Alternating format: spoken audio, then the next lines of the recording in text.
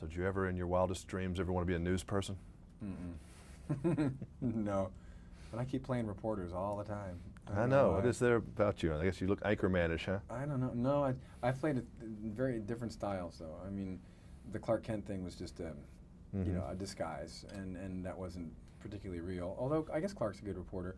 Then I did a movie called Street Smart, in which with Morgan Freeman, and I really like the message of that movie because I play a very corrupt reporter, a guy who is willing to fake a story to get the cover of the magazine and get promoted, and the story he's doing is about a pimp.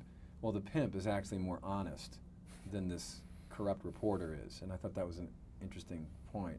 And then this reporter, I mean, this is a kind of an affectionate, or even not that affectionate, but kind of a send-up of how the media and politics are in bed together, and what these reporters are like who control candidates or manipulate them, and how each feeds off each other. Are you a news watcher?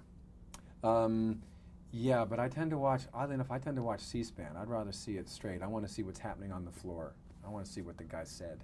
Yeah, you don't want to hear what someone's telling you, the filter version. Yeah.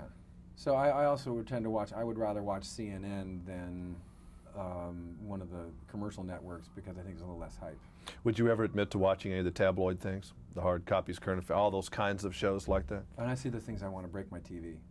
I really do. You can understand now why Elvis shot his television back a long time ago, right? You know, it's like before we have no sharp objects in the living room, because otherwise it's just, yeah. But they're so popular, and if people weren't watching them, they wouldn't exist. I mean, that's the part that really is tough. See, but you got an ethical responsibility there, I think. You know, and you got an ethical responsibility as a journalist too, as you say, yeah, well, you know, so's white sugar too. You know, or so you can feed all kinds of stuff down the public's throat, because things will sink to the lowest common denominator. We are not particularly noble as human beings. We like trash. We like gossip. We like snooping around. We will stop at a wreck scene and look at a wreck. And we like, can't help ooh, ourselves. Anybody die? Oh, damn, we can't help let's keep ourselves, going. Right? Yeah, but should we cater to it? No culture before ours has ever gone to this length to make a dollar off appealing to people's prurient interests as much as we do now.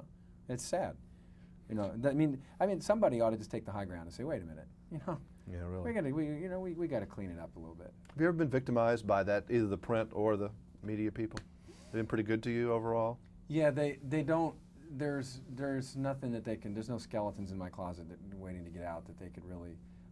It would be clearly a vendetta. I mean, a reporter would really lose credibility. It would be so flagrant that. Aren't you glad that you're not going through that Superman phase of your career in the tabloid era? They would make up something, I think, if they did. Well, when I went through it was in the late 70s.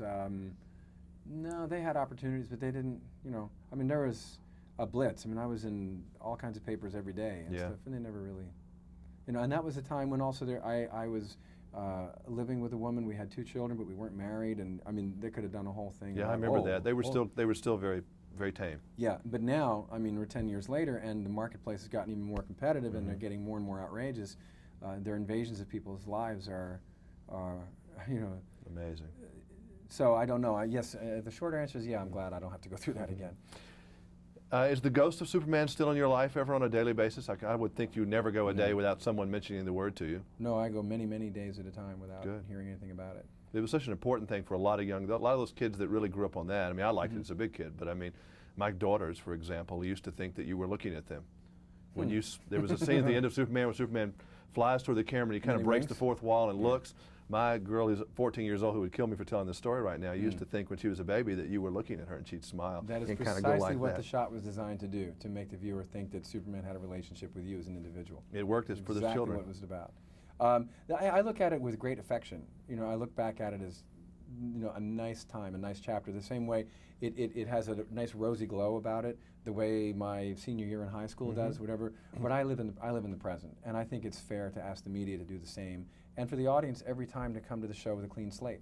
You absolutely miss it. I mean, if you walk into a movie and you're thinking, well, I mean, I saw Gene Hackman before being, you know, you miss a major talent and his creativity. Well, I think we are beyond that with you for sure now. I mean, there was a time there because you're a victim of being so good at something, and that's the problem.